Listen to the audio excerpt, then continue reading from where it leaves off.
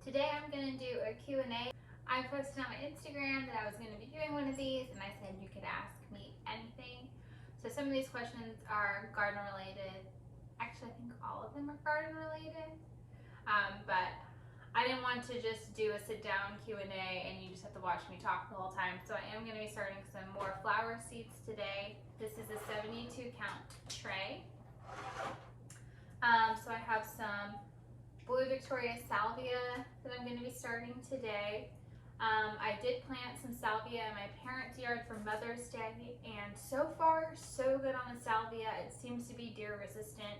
I only planted 3 of them in my parents' yard because I didn't want to go all out and plant a whole bunch and it get eaten up. I did make a video showing how I planted up those flower beds. If you wanted to see that, I'll link that here so you can watch that. But since the salvia is doing so well, I figured why not get some seeds. This was $1.89 and there's tons of seeds in here, so I can get some started for pennies. So I'll probably start some for my parents' garden and I might sneak a couple in my own. But the main thing I wanted to plant today is I got some Angelonia Serena mix. These seeds are really hard to find. This is the first time I've ordered from them. This is from Harris Seeds. And I ordered 50 seeds and it came in this little valve. I haven't counted these yet. I'm hoping there's really 50 seeds in here. It says 90% germination rate, so should be pretty good. I did want to mention on the salvia seeds, because these are from Botanical Interest. They're one of my favorite seed companies. You guys know I love Botanical Interest. I use their seeds a ton, and Haas Tools, but I just wanted to throw out that Botanical Interest is having a sale for the month of June. I'll link the link down below for the salvia seeds if you wanted to check out their website. The coupon code you can use at checkout is JUNESEEDS, all caps, to get you 20% off your entire order. Who doesn't love saving money on seeds? So just want to throw that out there. So I'm not going to walk you through the whole process, I just had to tell you what I'm planting. I'm going to fill this up with some seed starting mix, get these planted, and while I'm doing that, answer your guys' questions. First question is, what's your favorite thing you've planted? This is sweet tea. I'm gonna say my favorite thing I've ever planted so far has been okra. And I'll say okra because it's not as popular in like the online growing space as like, you know, cool pictures of tomatoes and stuff like that, but it loves the heat and it is hot here in Texas in the summers, so it is something that it keeps producing like crazy right when everything else looks like it's barely hanging on. And the cool thing about okra is it produces so much and so quickly. So it's kind of like a game. Like you go out when it's relatively close to time to harvest, and you go out one day, right, and you see your little okra pod and it's like this big. You're like, okay, not yet, I'll wait to harvest it. And I swear, you go back out there the next day and you're like, should I have harvested that yesterday? They grow so fast. I had some okra last year. It was super productive. I mean, not enough that I felt like I was giving it away by any means, but it was just a real powerhouse. So I'm saying that's my favorite because that's not what people typically say, and it's a great vegetable to grow. Okay, next question. What made you want to start a YouTube channel? So I like watching YouTube. And, you know, I think it's fun to watch other creators that are in similar growing zones as you. And so I'm in 9A, technically. Sometimes I just say 9, but I'm in 9A. And there's no one that I watch frequently on YouTube maybe I haven't found them yet. So if you know fellow 9A gardeners, comment down below so I can go give them a look. But there's not a whole lot in that growing zone, and a lot of other YouTubers are a little bit colder climates than us, and so usually I need to do my things like a month ahead of them. So a lot of times, like, I'll see a video and then I'm like, oh, that looks cool, and then you feel like you're a month behind. So I figured if I felt like something was missing in that space, then hopefully other people do too. So that's one of the real reasons why I started the channel, and I just really enjoy sharing my garden. And you can only talk to your, you know, people in person so many times about what you're gardening and sending them pictures of your tomatoes daily before, you know, you get the hint that they're probably tired of it. But you guys get me. Okay, what's your favorite flower of all time?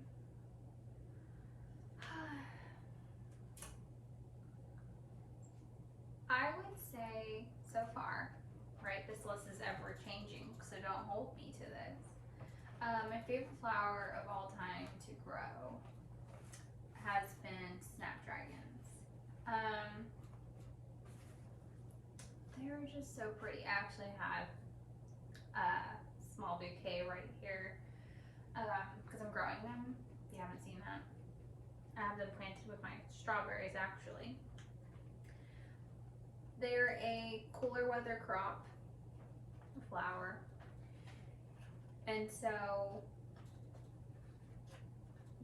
we don't have a long cool period, so I started these right after our freeze in February, and they are just so delicate, so soft, so pretty. I know of other gardeners in my area said that they've had luck growing them when it's hotter. I guess we'll see this year, but I really enjoy the snapdragon, so I'll say that they're my favorite. Although I did hop on the zinnia bandwagon this year. People always plant them every year, and I kind of thought that they weren't the cutest flower. I know, don't hate me. But they're blooming, they're pretty. I like the ones that are more full. The ones that are a little bit more sparse, not really my cup of tea, but they are growing on me, and I get the hype. I get the hype. But snapdragons are my favorite right now. Ooh, this one's good. Y'all know I like to cook. Favorite meal to make from the garden? One of the best things about growing your own produce is letting that become your recipe card, right? So I love the idea of eating seasonally, eating what's in season, and relying on what you're growing. You have to do that. Obviously, I still go grocery shopping. I live in a suburb. I'm not growing an acre of food to feed my whole family.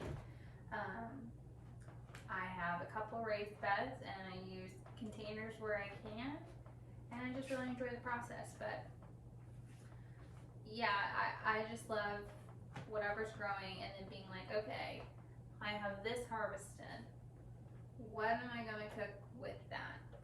And then changing the way you just think, you know. So it really helps get out of recipe ruts, I feel like.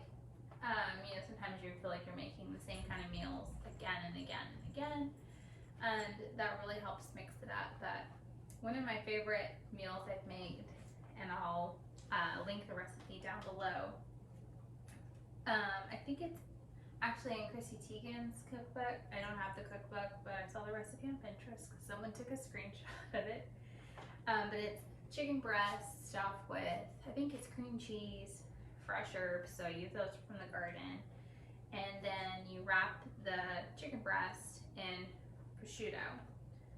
And then you surround the whole chicken breast, because it's in a cast iron skillet, with cherry tomatoes, which always have abundance of.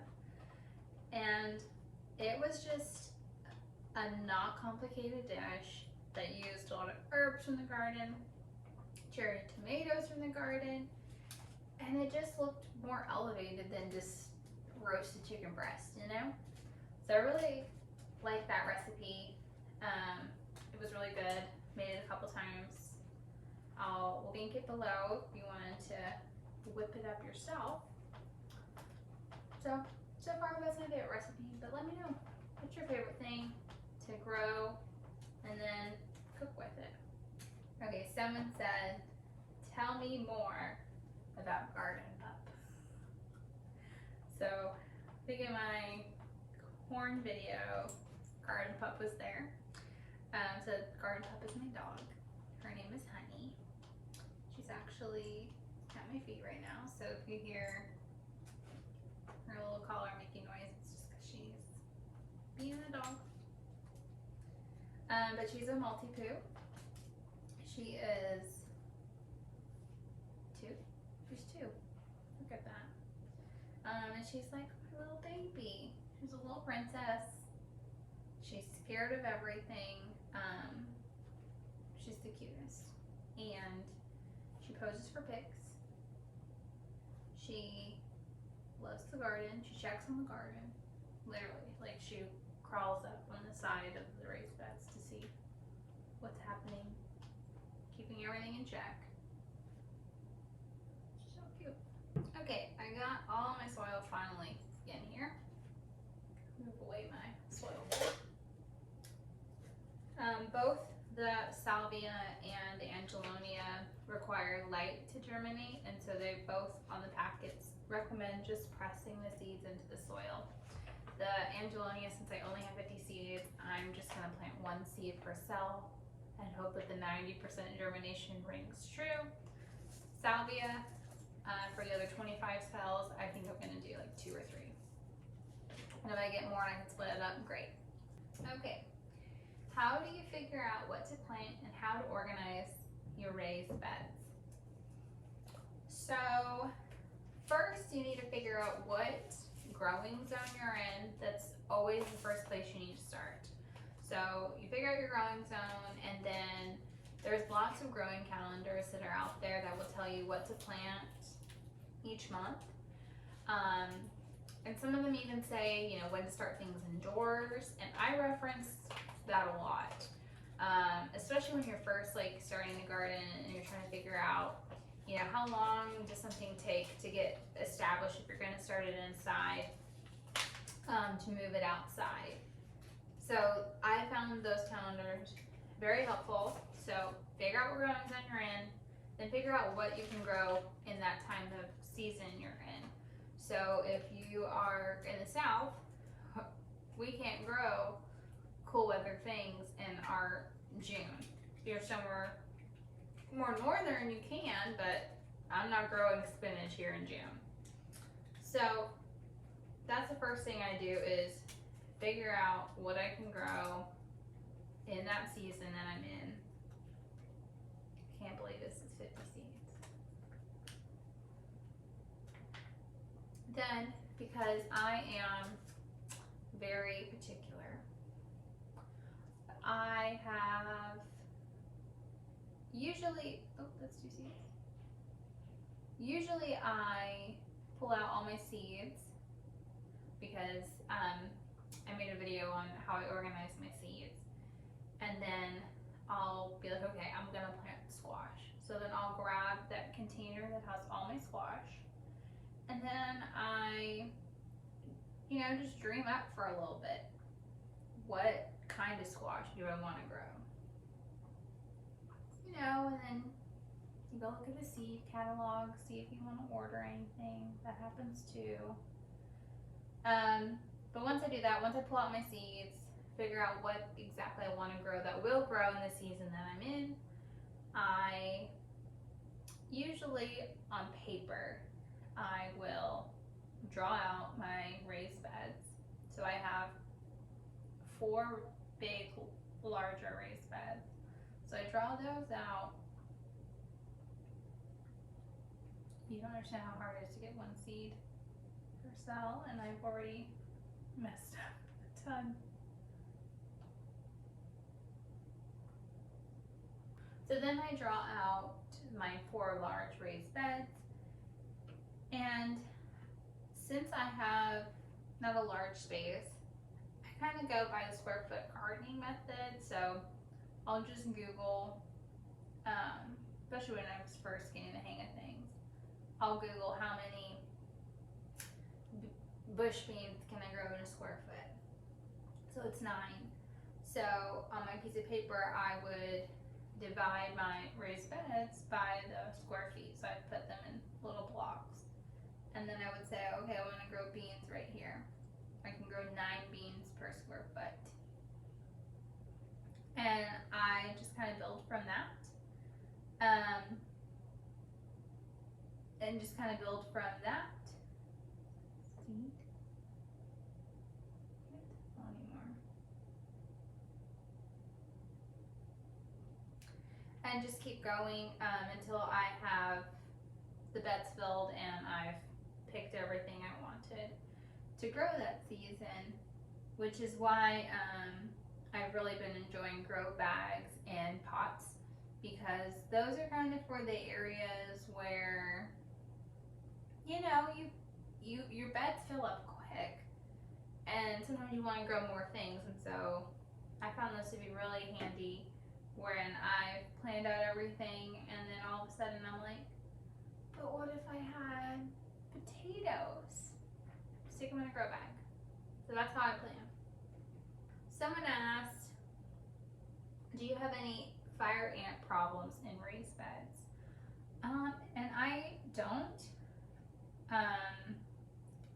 I did message that person back and let them know some of the organic ant controls that I've seen online from other people who've had success with those. So a lot of people will use diatomaceous dust. People will use orange oil. So I recommended all those, but I personally haven't dealt with those. The only kind of pest I typically battle is on my squash. Squash vine borer is really prominent here. And this year, man, me and these squirrels were battling it out. If I can get a couple big tomatoes, I'm gonna feel accomplished this year. So that's what I'm battling. Birds and squirrels right now. What's the best plants to plant in the summertime for harvest? So here in zone 9, if you were gonna plant in the summer, so I'm assuming you didn't start things in the spring, but you still wanted to be able to harvest them. We do have such a long growing season, so if it can handle our heat, I think you'll get a harvest off of it. But first things that come to mind are gonna be okra. If you can buy started tomatoes from like a garden center. We actually have such a long growing season. You can have what we call here in the South fall tomatoes. So in the peak summer, they'll grow. You probably won't get a whole lot of fruit production because once it reaches a certain temperature, the blossoms of your tomato plants fall off. But when the temps start cooling down, you'll be able to get some fruit production on those tomatoes. So don't feel like tomatoes are all or nothing thing. If you didn't get them in the spring, that you're not going to get them. You're in the South. There's a thing called fall tomatoes, and it's wonderful. I also think quick harvest beans. I mean, you're going to be harvesting in 50 days. Those are such an easy thing to grow. And then squash. Any kind of summer squash, you can get it in the ground. Get a couple zucchini and yellow squash before it gets overtaken with bugs, because that's what always happens with squash.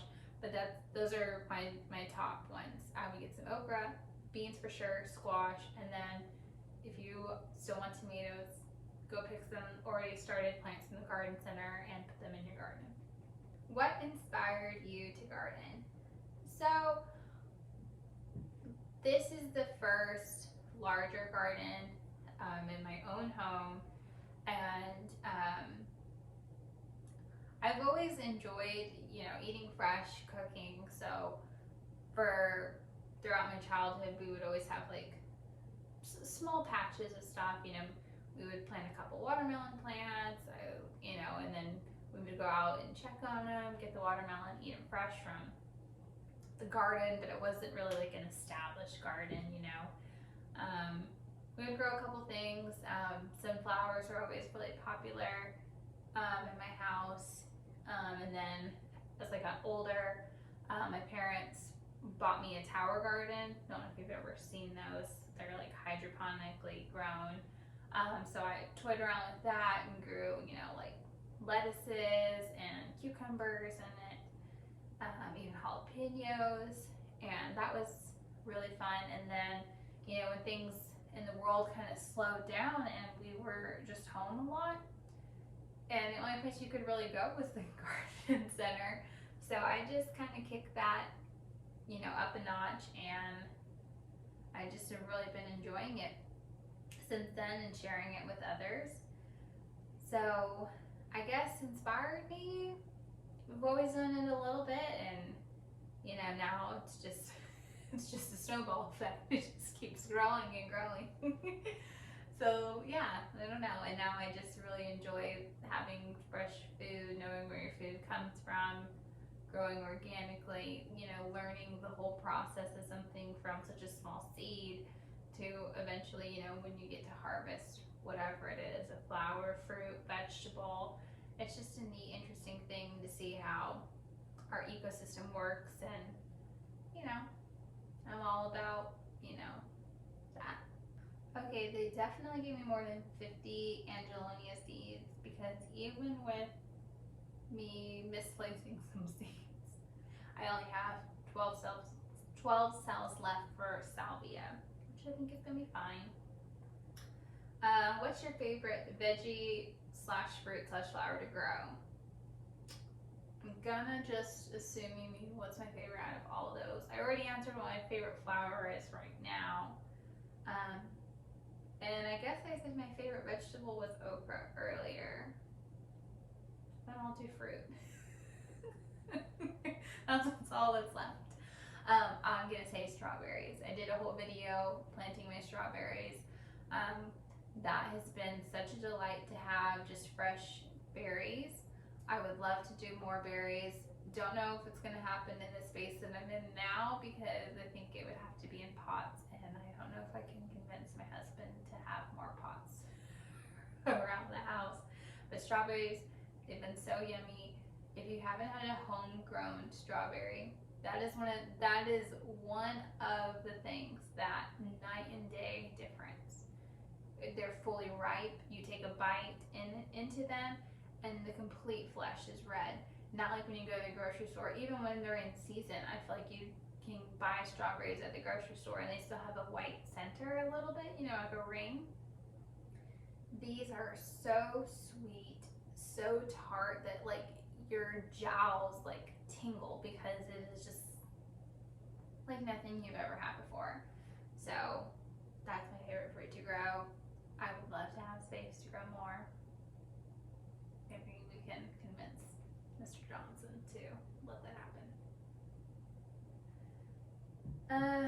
Let me multitask, plant my salvia. Favorite herb.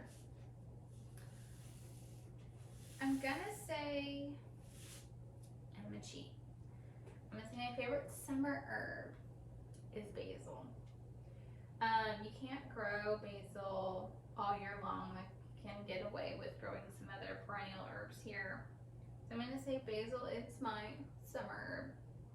I just made some pesto the other day. It is just so refreshing, so fresh. Nothing like anything you can get. You know, and it's cool starting something from seed, harvesting it, and then now it's a part of your dish. Besides basil, I'm gonna say thyme. I think it's really versatile. I think you can put it with fish, steak, chicken, with other vegetables to season them up. So, thyme. And before I continue, I need to get labels for these, or I'll do the thing that I tell you to not do and not label my plants, and it will be a surprise. Okay, got 2 popsicle sticks so I can get these labels. That could have been bad. The Angelonia, you don't have to pinch them. I know pinching is really popular to create more branches, but they actually self-branch, so you don't have to do that. I just thought I would say that. Sell you on them a little bit more. They do really well in our climate with it being so hot. They actually are referred to as snapdragons of the south, and they look very identical to snapdragons, but the blooms are much smaller. And I've had great luck growing them. This is the first year I'm growing them from seed, but I've had great luck growing them in the garden throughout our high summers, cutting them in half, cutting them completely back in half, just no rhyme or reason. Still towards the end of summer, and they bloom again. Like, they just never stop blooming. And I've had them go all the way basically until I get tired of them, and then I take them out because they are considered annual, but I think you could perennialize them here.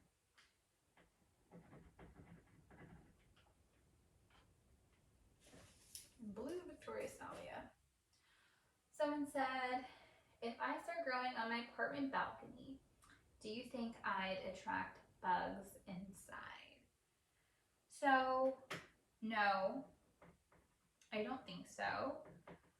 I don't think having a couple containers on your apartment patio is going to change a whole lot of any of the traditional bugs that you see. So I wouldn't let that stop you from doing it. And I think no matter where you are, I think growing is such a neat thing. And I'm always encouraging people, you know, even if you only have space for just one container, you know, I've shown, you know, growing lettuce greens in containers, and I do that, and I have raised bed space, and I just think it's neat and handy. But I will say that my containers that I do keep closer to the house, I do see hardly any pest pressure. So if anything, I would think you would see hardly any bugs. So I'd say give it a try, and you'll probably get really into it and super excited about growing a couple things of your own. So I just placed the seeds on top of these cells. I'm just going to lightly press them in because that's what it said to do. It said do not bury them. I'm not burying them. This is the same way when I started my snapdragons. I just pressed them, and I was like, that's what the seed packet said, and it worked out. So don't hate the seed packet. They know what they're talking about. So I'm going to press these in, and then I'm going to, this soil, or I should say seed starting mix, was lightly moistened before I put it in here. So it is damp, but I am going to water these in with a little cute mister. And then I think we only have one more question.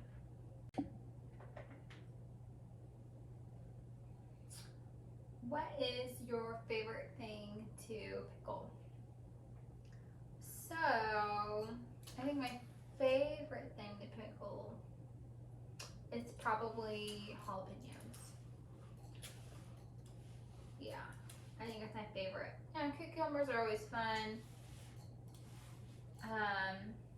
Kohlrabi is kind of interesting, all on its own, just how it looks and all of that. But I think jalapenos are my favorite. It's just nice to have, you know, a couple cans of fresh pickled jalapenos.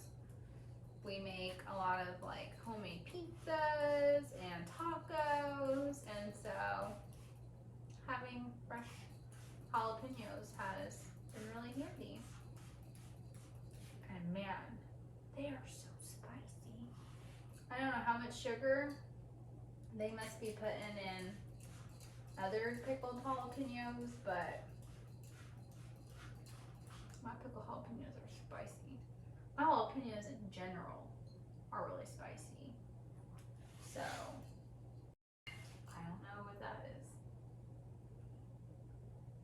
let me finish getting these watered in.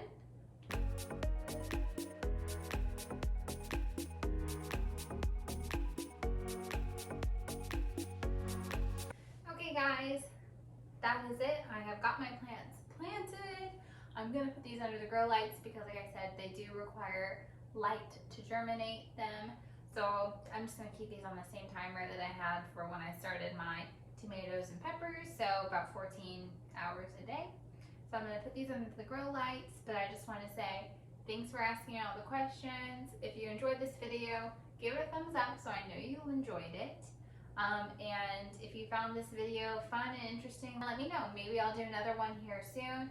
I always like watching these kind of videos and getting more of an idea of people's personalities and seeing what they're into. So if you did too, let me know. I appreciate it.